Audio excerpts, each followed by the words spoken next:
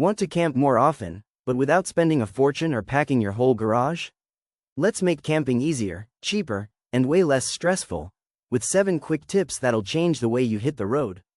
Tip 1.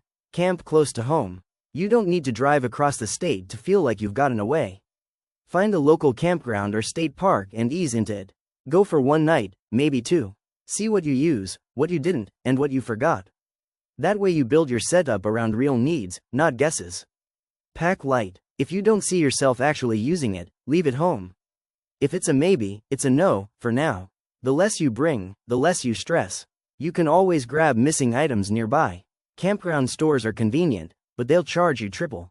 Stay near a town or bring supplies from home to save serious cash. Don't drop hundreds on gear you're not even sure you'll use. Ask a friend. Check Marketplace. Most of it doesn't need to be fancy, just functional. Forget Instagram-worthy meals. Keep it simple: sandwiches, foil packs, canned chili. Less cleanup, less stress. Camping's not about gear, it's about what you get out of it.